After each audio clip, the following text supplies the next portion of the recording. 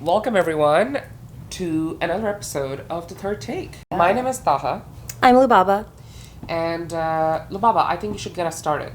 Okay, well, in case you didn't watch the last episode, like a hater, I have a background in public health, and I specifically in public health policy. I'm a policy buff. I originally wanted to become a doctor in order to feel like I could save the world, and then I found myself being really good at law and more large-scale projects, issues. No, you're a great policy. Campaigns. Yeah. Thank you. And I discovered the world of public health. And I think it really, You discovered it. I discovered it. I was Not the Bengali Columbus Christopher of... Columbus. Oh, no. I was the Columbus of public health. No, fuck no. I was totally not. However, as a Bengali person, as someone from the global south, I have a very extensive list of different intersecting identities that impact my health, that impact my social well-being, my experience of the world, things like that. And I think public health is really cool because we've defined all of these things as social determinants of health. There are different determinants that impact our health in different ways. And I think it's a really cool way of looking at how we can map out healthcare access, community health, how things are connected. So if you were to pick 3 or 4 determinants of somebody that lives in Scarborough in Toronto versus Rosedale in Toronto, what are like 3 or 4 social determinants of health that determine their life's outcomes? Absolutely. So when we categorize the determinants of health, we typically categorize them as micro, meso, and macro. And so the micro things are the things that are affecting you as an individual, that might be your genetics, whereas meso is more mid-level. It might be affecting your neighborhood. It might be affecting your small township if you have a smaller one. And then macro is sort of like your governmental structures and the type of governance and policies and agendas of your government leaders and things like that and how they impact your health. And so when it comes to micro issues, I would say that, it might be someone's genetics. Like a family history of cardiac disease, diabetes. Yeah, exactly. So Scarborough specifically has a lot of South Asians with diabetes, for example. And so maybe that's a common genetic link that could exist for a lot of people in Scarborough. So, that might be an onset that you have at a micro level. For someone in Rosedale, you might also have onset of something else. So when it comes to the meso, we're looking at, like your neighborhood. We're looking at walkability. So Scarborough is a food desert, so most places you can't walk to the grocery store or you can't walk to get fresh produce and your necessities. Typically, you have to take a car. You might have to wait for a bus that, might not come often. Exactly. So for example, where I used to live in Scarborough, I thought it was a pretty transit accessible neighborhood, but I also couldn't walk to my grocery store. It was a 15, sometimes 20-minute walk to the closest drugstore, but we still couldn't get produce there. We had to take at least one 10-minute bus ride that in either direction of our house. We had 2 different affordable grocery stores. They both had a very hilly path, very inaccessible, even if you're biking, I would say. I tried biking up that hill when I was in high school, and it was still very difficult for me, and I was a very active runner. If it's 10 minutes driving in a bus, exactly. It's far. It's far. I live in downtown, but I can walk to 3 grocery stores. The fact that in Scarborough, it's made in a way where if you don't have a car, you can't get around accessibly. And so many people don't. For unreliable public transport. And that's what it is, right? Money equals time. And so if you don't have the money, you have to give up your time in order to be able to just go about your basic necessities. So when we talk about neighborhood walkability, we're usually looking at things like grocery stores, a doctor's clinic, and schools. Those are probably the big ones, as well as government service bodies. And so those are the essential pieces that you really need to have in every single neighborhood in order for it to be operating. In Rosedale, Rosedale is just north of the Bloor line in Toronto. It's more of a gated community. They have adequate access to grocery, shopping. They have multiple subway stations within walking distance. When I lived in Scarborough and I considered myself in a transit accessible neighborhood, I still had to take a 10-minute bus ride to my closest subway station. And I had 2 options, so I thought I was in a good, pretty accessible place, and I would say so. But that is the most transit accessible part of Scarborough. And anywhere else in downtown Toronto or central Toronto, you can typically walk to transit they can get there faster. They don't have to drive. They don't have to spend the gas money. They don't have to pay for parking. They don't have to, worry about where they leave their car either. It also kind of speaks volumes, what you're saying. It speaks volumes to the fact that even if somebody lives in Rosedale and they prefer to shop by driving, it is more accessible for them because they have all these other options. While somebody watching this in Toronto might say, oh, well, it's not that bad that you only had to take a 10-minute bus. I think people forget that Canada and the United States actually have really, really poor public transit. If I was living in Switzerland, let's say, or in Spain, and I had to take a 10-minute bus, I could actually rely on that 10 minutes. If I was living in Norway, where I visited a friend recently on a research trip, and I remember we took a ferry, think about going from Toronto Island. For anybody that doesn't know, Toronto has islands in the lake, and then you can take a ferry to the city. Beach town or whatever. Yeah, we are a tropical destination. Just kidding. So basically, in Norway, you could take a ferry to the city, and as soon as you get off, the bus is right there. So when we went back to the suburbs, we took the ferry from downtown Oslo, and we get to the suburb ferry station, and there is 3-4 buses ready. It's not that you go there and then you wait maybe 20 minutes. No, having the bus there that is ready for you, so effective. Reliable public transport makes people use public transport more. Absolutely. That's why the TTC has many complaints. Because as good as it can be in a lot of places, a bus coming under 10 minutes is still when I'm in the most luxurious part of the city, frankly. No, I completely agree. And I think that that's the problem, is that when people might listen to this and be like, oh, I don't think it's a big deal for her, 10 minutes on the bus. It's no, actually, this is a big deal because you can't rely on that. I think that that's quite a comfortable place in Scarborough. No other neighborhood in Scarborough, unless you're right by the subway station, is that accessible even. And so I'm living luxe when I'm there, you know what I mean? And so it's if that's the best standard we have in Scarborough, and it's not even up to par with standards across the city, what does that say about how we treat Scarborough? Absolutely. So I think we've established that social determinants of health can look like different things. So let's talk about how this affects people on a broader scale and why it's important for us to discuss this episode. Yeah. I really want to talk about our healthcare because the social determinants of health politically contextualize our healthcare, because the way that our government leaders and corporations, corporate executives, the way that they treat our healthcare is by attacking it through policy, or by changing the system in order to affect the bottom line and to put more money into their pockets or reach whatever other agenda they might have. And so throughout the world, we're seeing an attack on working class people especially, but in particular, we're seeing this vicious, systematic, almost culling of our bottom line. I'm talking, scapegoating migrants for the housing crisis. I'm talking getting rid of safe consumption sites in Ontario that prevent so many overdose deaths every single year. I'm talking bike lanes and urban mobility being cast aside no matter how many dollars we spent behind it, no matter how many dollars we spent developing them, and then how many dollars we are supposed to spend tearing them apart. That could also be going to other public services. It's these are the pieces that are under attack right now that affect our urban mobility, our accessibility, our access to different resources that we need, and overall our health, our individual health, our community health, and the overall public health. It is all interconnected.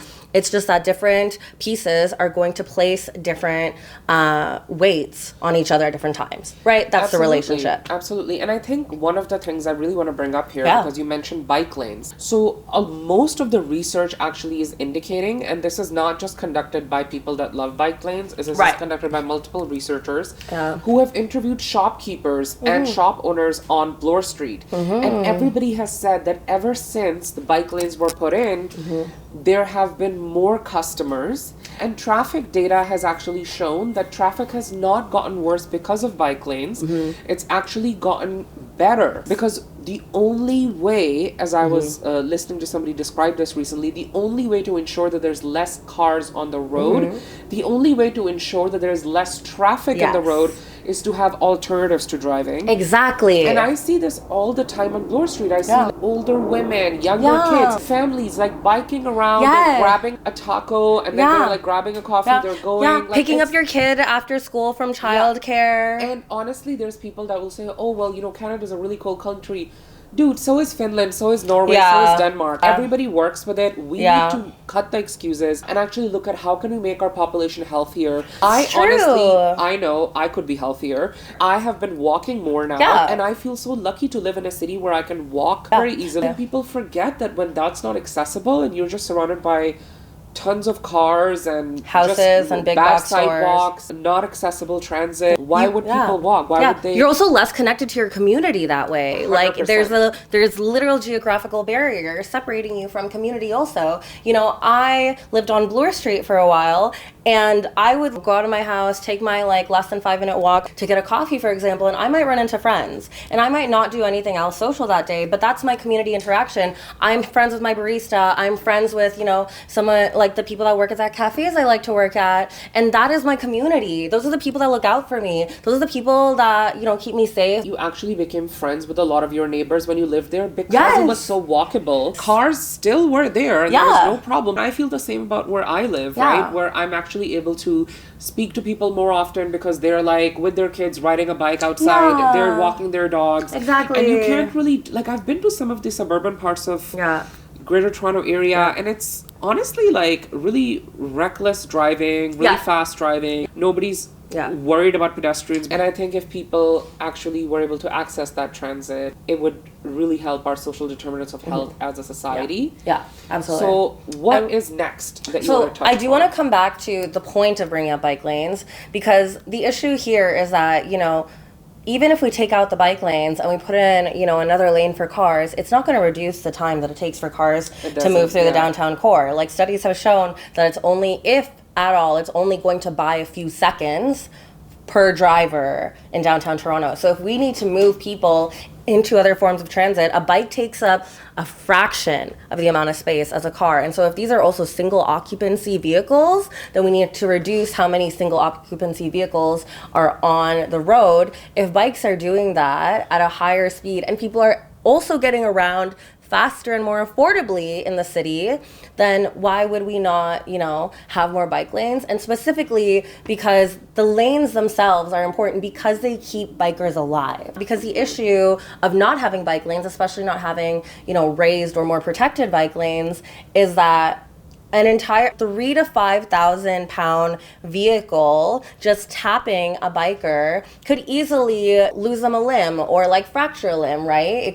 It can hurt an individual person so significantly. Which is why bike lanes need to not just be painting on the street. It needs to be actually like defined, elevated, has a curb. Absolutely. So that even if cars swerve, they don't crash into the biker itself. Yeah, and I think that a lot of the times I see people who go to Europe and they love vacationing there. They love Spain. They love, you know, getting around every country so easily. But then they come back here and they vote for conservative policies and they think that's the only solution. And I'm not telling people who to vote for. What I'm saying is that if you're enjoying that there, that's possible here. Like in Vitoria and Basque in Spain, you literally, like, I was shocked at how big the bike lanes were. Absolutely. Because you're actually able to, like, I thought I was on the sidewalk, and then I hear bing, bing, bing, bing. There was like bikes coming, and I was like, whoa. So I moved, and I was that annoying tourist. But countries that have the best healthcare are providing public health care adequately to everyone and not just a select group of people. And I love what you said, that public health care is more than just being able to access a hospital and a doctor. Exactly. It is transit, it is biking, it is being able to walk. Like, people live really long. Why? Because they literally can take the train everywhere. It's true. I think the closing of safe consumption sites is probably one of the most disastrous public health policy interventions that we could have made in North America. You know, Canada has been praised for its public health tools, such as the safe consumption site specifically, and, you know, overdose prevention specifically, because they're actually effective. They are an extremely innovative way of addressing public health concerns, of addressing morbidities, of addressing comorbidities, especially for mental health. You know, when it comes to mental health and substance abuse, every solution for any individual patient is almost always going to be complex. And so when we have these complex issues, especially when we can't see the the issue as like physically as often, we have to be able to say, these are tried and true methods that we know work, and we have to pour our, energy and our resources into them. And so when it comes to safe consumption sites closing in Ontario, Premier Ford just announced that there are 5 consumption sites that are going to be closing in Toronto specifically. There's only going to be 1 site left in the city, and it is disastrous because also these 5 sites That's are crazy. No, That's actually crazy. It actually is. It's ridiculous. The data refutes it. The lived experiences refute it. The staff at all these centers refute it. And at the same time, we're getting rid of a bunch of jobs. We're getting rid of jobs for shelter support workers. We're getting rid of jobs for nurses. We're getting rid of jobs for outreach support workers. And we're getting rid of a lot of homeless people's only social connection to go to stay in touch with the world, with resources, with the government, with whatever it is that they have barriers getting access to. These safe injection site workers are their connection to all of these tools that they need in order to just access their basic humanity. And I think that it's so heartbreaking to see this policy being passed, because for a lot of people that are living on the streets, this is the only place that they can go, and they know that the people there won't be hostile towards them. These are some of the only places they can go, and they know that they'll have a sense of community, and that no one will judge them, that they don't have to explain themselves for being there, that they don't have to justify anything, that they can come as they are. For so many homeless people across the world, in any city, everyone looks at them a lot of people look at them as second-class citizens. A lot of people look at them as, oh, that's not my problem. People don't look at them as humans. Exactly. Which is really sad. Exactly. And a lot of times we avoid looking at them because we can't come face to face with that reality in that moment. And these safe consumption sites are revolutionary spaces, in my opinion, because they create this sense of community where you can genuinely come as you are. Harm reduction is such a vital part of public health. When public health works, you don't see it. So when the pandemic happened, it was because public health kept being underfunded. It was slashed in Ontario specifically. It was slashed by 50% in 2019. That was one of the first things that Doug Ford did when he came into office. A year after, we have a pandemic, and look at this, our infrastructure was crumbling. So many disabled people died. So many other disabled people fell through the cracks. And elders, right? Elders, and lots of people in long-term care homes, and lots of people that didn't have a home period were killed off. I'm thinking of the pandemic. I'm thinking of Bill 60 last year that the Ontario Health Coalition fought against. They started a people's referendum in Ontario, and the government still passed Bill 60, allowing for a lot of surgeries to be privatized and taken out of public hospitals. So public hospitals don't offer those services anymore. You have to go to a private clinic for them, and they aren't covered by OHIP. And these are also surgeries that elders typically are going to. And so what the government is effectively saying through that policy change is, well, you're getting old and you're a big strain on the healthcare system, and we don't want to deal with caring for you anymore. Now again, with Bill 229, I believe, we're seeing that happen again with the government culling people who use substances and people who might be victims of a toxic drug supply.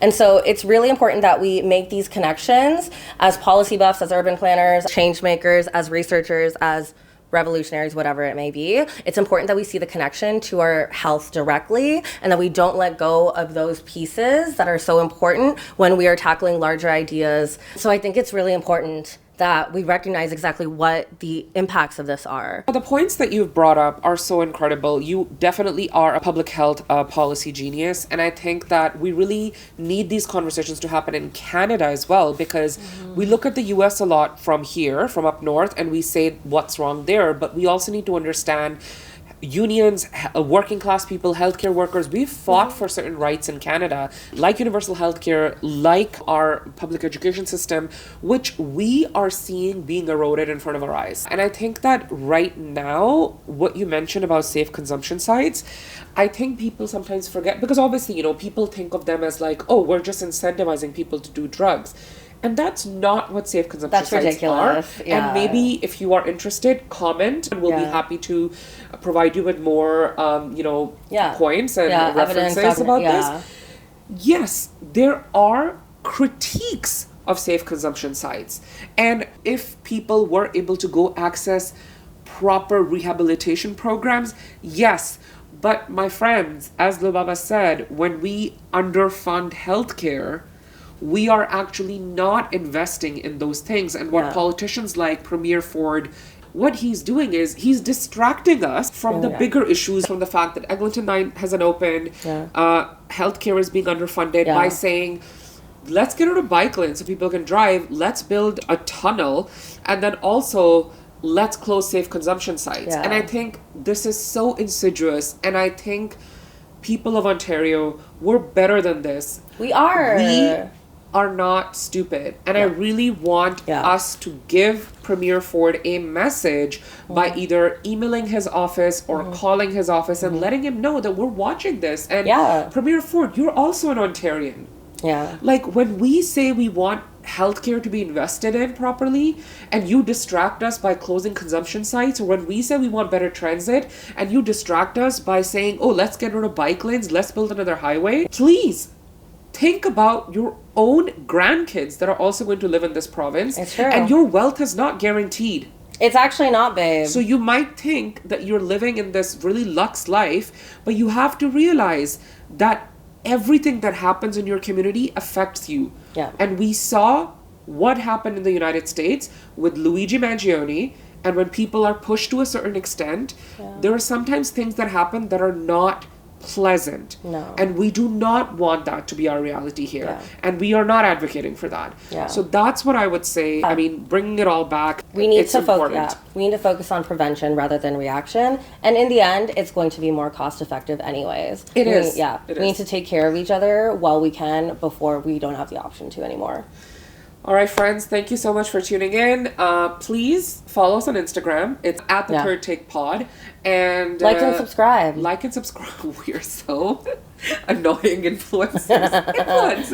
Like and subscribe. Premier Ford, you're welcome to like and subscribe too. Go off, babe. If you want to come and defend yourself, are we about to platform? No, we talked about BB listening to our podcast last time. Yeah, all right. I think we've gone too far. Yeah.